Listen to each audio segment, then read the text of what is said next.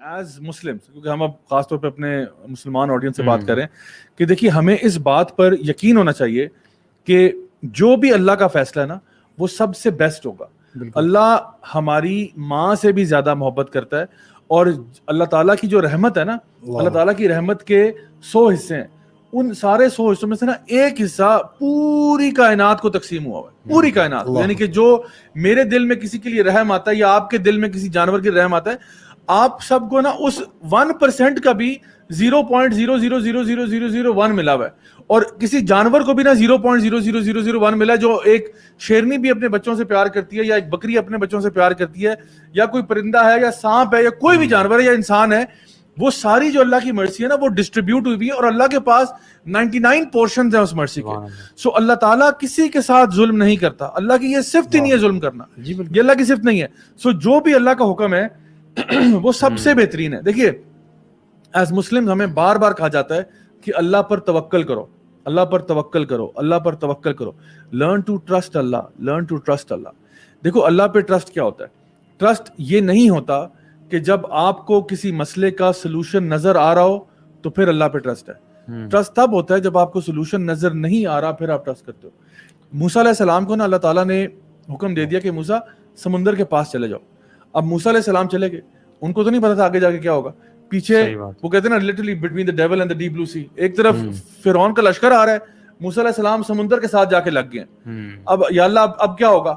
اب سولوشن نظر نہیں آ رہا, اور نہ ہی انہوں نے پوچھا کہ اللہ مجھے پہلے سولوشن بتائیں, مجھے ایگزیکٹلی بتائیں کیا ہوگا پھر میں جاؤں گا. اللہ نے کہا بس تو پہنچ وہاں چلا جا, بس. موسیٰ علیہ السلام چلے گئے, پہنچ گئے. اب یا اللہ کیا ہوگا؟ موسیٰ یہ چھڑی لے کے زمین پہ مارو.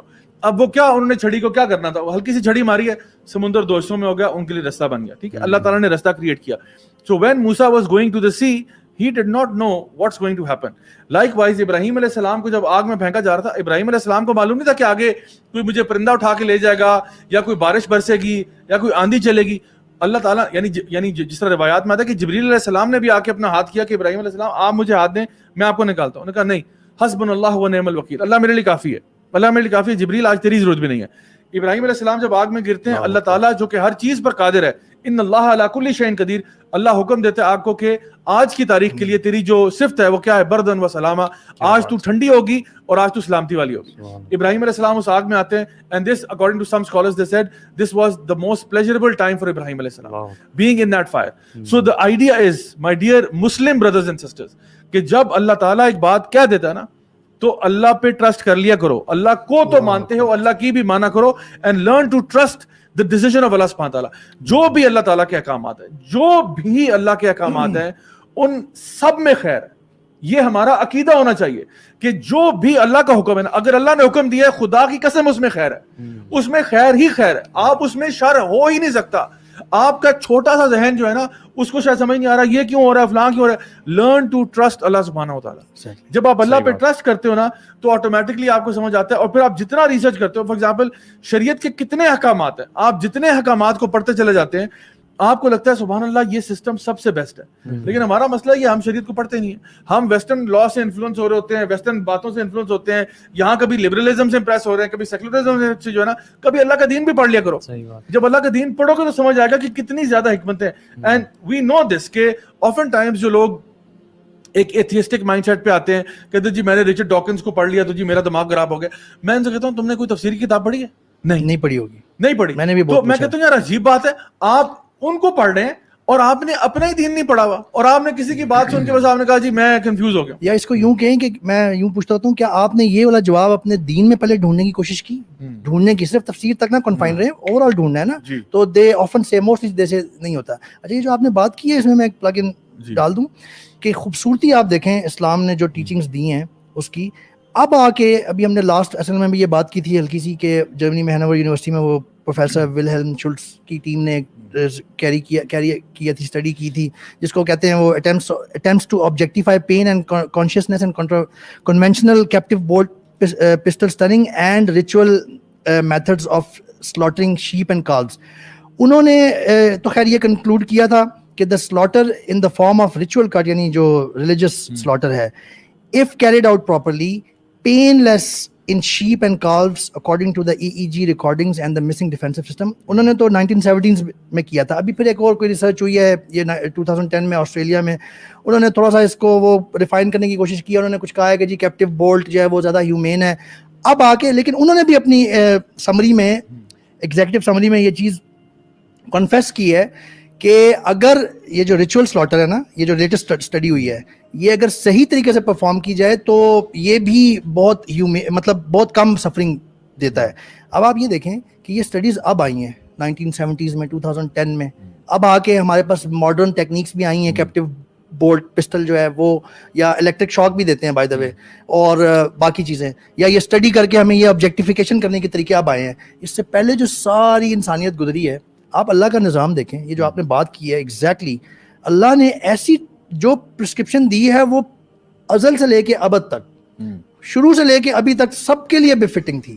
ہماری یہ تو 150 سال 125 سال پہلے آئی ہے بجلی نا, اس تب آ کے آپ نے یہ ایکسپیریمنٹ شروع کیے یا شوق دینا شروع کیا. اس سے پہلے کے جو لوگ سلاٹر کر رہے تھے, جو لوگ اسلام فالو کر رہے تھے, وہی اللہ کی بات پہ ٹرسٹ کرتے ہوئے اور صحیح طریقے سے سلاٹر کیری آؤٹ کرتے ہوئے, ان کا ہیومین سلاٹر ہوتا تھا. یہ شو کرتی ہے ہماری اسلام کی خوبصورتی, اور اللہ تعالیٰ پہ ٹرسٹ کرنے کا یہ بہت بڑا پروف ہے کہ اللہ تعالیٰ ایسی بات بتاتے ہیں جو تمام ایرا کے لوگوں کے لیے بے فٹنگ ہوتی ہے اور ورک کرتی ہے. اور دیکھیں جب ایک انسان یہ کہتا ہے نا کہ ہم اس مقام پہ پہنچ جائیں کہ ہم کہتے ہیں جب سائنس کوئی بتائے گی نا بات, پھر مجھے صحیح یقین آئے گا. دیکھیں اللہ تعالیٰ فرماتے ہیں الذین یؤمنون بالغیب, یہ غیب پر ایمان لاتے ہیں. اللہ نے ایک بات کہہ دی, وہ کہتے ہیں جو اللہ نے کہا ہوگا صحیح ہے. اگر آپ کو سائنس کی ضرورت پڑتی ہے نا اللہ تعالیٰ کے ہر کمانڈ کو ریشنلائز کرنے کے لیے, اس کا مطلب ہے آپ کا ایمان اس لیول پہ ہے ہی نہیں. یعنی پھر آپ اللہ پہ تو ایمان لاتے نہیں, آپ تو سائنس پر ایمان لاتے ہیں. آپ ہر چیز کے لیے کہتے ہیں نہیں میں تب تک اللہ کا حکم نہیں مانوں گا جب تک مجھے سائنس ثابت نہیں کرے گی. اس کا مطلب ہے تمہارا خدا سائنس ہے, تمہیں یعنی اللہ تعالیٰ کے حکم میں تمہیں شک پڑ جاتا ہے. اللہ حکم دیتا ہے اور اللہ تعالیٰ نے بار بار پروف کیا ہے, اور سائنس بھی ایونچولی گھما کے آئی جاتی ہے اسی بات پہ.